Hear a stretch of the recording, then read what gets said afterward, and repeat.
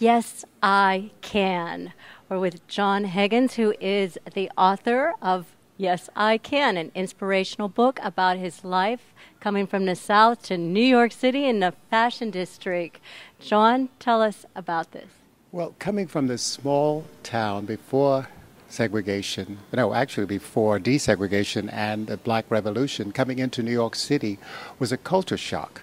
And what I loved was the fact that I made such an incredible transition. And then after living here, going to school here, and then going off into the fashion business and designing for some of the most wonderful people in the world, all the celebrities. And it was just, what a transition. Imagine a little boy from a little town coming into New York and meeting all the celebrities that you've seen on television or you've known about over the years. With us is Marva Allen, one of the partners of Hue-Man Bookstore up here on 125th Street. Tell our audience about your store. Right. Hi. Thank you. Thank you for coming. Thank you. We are the Hue-Man Bookstore. Of course, the word hue means people of color, and we're a niche market African-American bookstore in Harlem. And we have literature about anything to do with the African diaspora and, of course, everything else. But we do have a focus on that. And we have authors from all over, very famous. We even had President Clinton. And tonight, of course, we have Jon Haggins. And we have signings about 25 times a month with people that a lot of Harlemites don't get to see up close and personal. So it's been an amazing 7 years, and hope many more. And how did you find Jon by chance?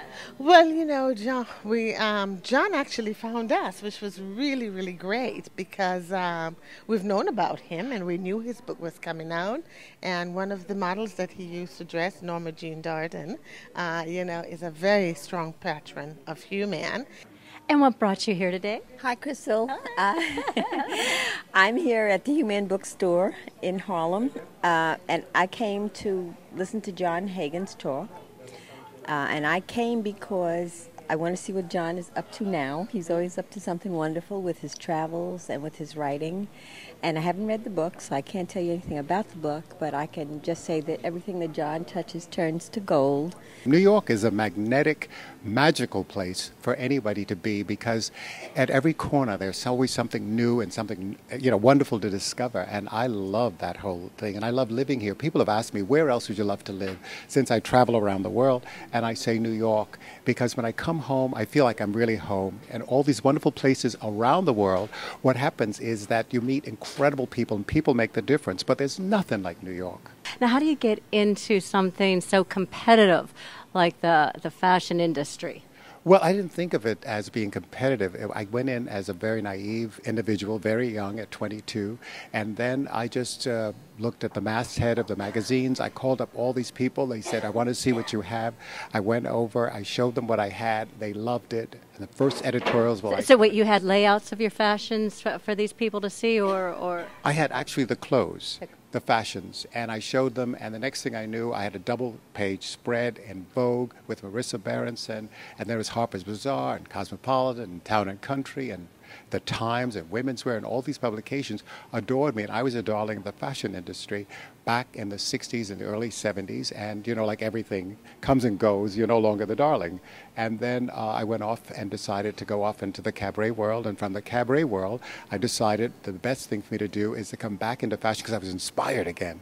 And that's what the whole book is about. Yes, I Can is to inspire people to live out their dreams, that anything is possible, whatever you're thinking, just reach for the stars. And the clothes that you designed, who were they for? They're for the gorgeous woman who has a great body, who wants to show off. And I think that they're lasting, everlasting. I look at some of the photographs, and the Schomburg has a whole archive of my work from the past. And I look at some of those photographs, and I say they're so current, you can wear them today. And I think that's really what's important. They're traditional. And also, when you think about the fact, if you buy a dress for, say, $1,000, and if you have it for 10 years, it's only $100 a year. I think something like that. My math is bad. But then when you think about it, it's really pennies a day. And that's really what you call a good investment. I have a dream. And that's the most important thing. That's what the book is about. It's about the possibilities. And I'd like to read a couple of things from it. This was about some of the fashion shows that I had produced. It's that I produced fashion show extravaganzas in several New York discos, and large venues. For instance, I celebrated my most successful Cosmopolitan cover with a party at Studio 54 where 3,000 people crowded the club. I opened the show singing Touching My Body, and Ethel Beatty and Shayla Edmonds sang backup. Allison Williams from the Broadway show Dreamgirls danced to a brilliant salsa. The audience raved about her performance. I began singing very, very high note and suddenly stopped. Unfortunately, I took an extra step backwards at the end of the song and fell into the abyss 5 feet off the stage. The ladies took a quick, surprised glance at me and then rushed to the front of the stage and finished the song. I have told that story many times and swear the girls pushed me. It's my story and I'm sticking to it.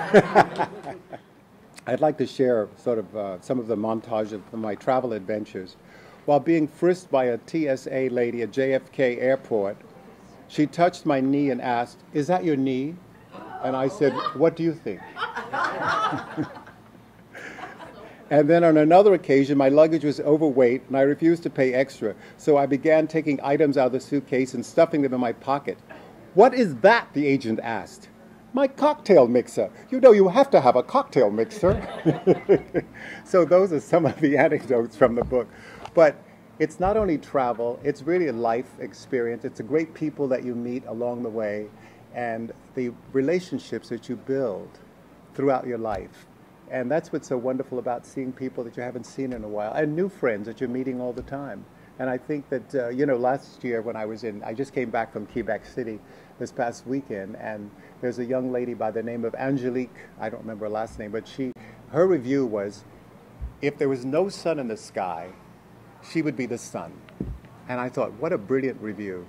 And last year it was jamais. So around the studio, I kept saying, jamais, jamais, jamais. It was from France, and he was so wonderful. And I asked, what were you drinking on stage? And he said, beer. And then I asked, okay, so what's under that hat? He said, my brain, my brain, my brain. He was so French, so dramatic, and so very special. So I love all these people that I meet who make a difference in my life. He opened his business and I started working for him. I was a sample maker, and I started out at the beginning helping because I used to do home sewing for myself, which is different than the garment district. So it was a lot of conflict when I started working with him. It always had to be his way, so it was arguing. It always had to be his way? Yes. No, not the John I know. I became the main sample maker, the only one there, because I was doing everybody's job. And I appreciate that. You know, it taught me something. It was hard, but I appreciated it. I learned to work with all kinds of fabric that I was scared to work with before. Other people came in to work and I would show them, even though it was a language barrier. They always understood me because I had patience with them. And we had a lot of nice fashion shows and the models, and it was exciting, and I missed that too because it was crazy, but it was exciting. And it was like a big letdown when it was over. All the months building up to it, and it was over in 15 minutes. It is the fashion capital of the world. How has fashion changed through the years? It's not made as good. I remember we used to have dresses when the store would send it back for alterations because nobody could do it because John's work was so intricate. Everything was self-lined and nobody else could do it. I could see that. Nobody else could do it. So we very had to bring meticulous. It back. Yeah. So we just put more work into it than other people do. So there are so many stories to share. There are a lot of years when you think about it. And what was amazing to me was that when I look at the photographs in the book, and it goes from all these decades, from the 40s, the 50s, the 60s, the 70s, and all the way up to the day. It's amazing when you think about all these different phases that you go through, and it's amazing. But I'm still here, and that's the most important thing. And I'm here to tell the stories my way. Well, I wanted really, again, to inspire people to get out there and do whatever they want to do and not have hindrances, because life is short. And people who say, well, I'll travel when I retire. You'll be dead when you retire. What are you talking about? You need to get out and do it now. You know, I mean, and the world is so big, you couldn't even, if you started at 1, you couldn't see the entire world. So if you start at 65 or 70, forget about it. You'll never make it. You know, so it's a wonderful world out there. And I say to people, get up, get out, and travel.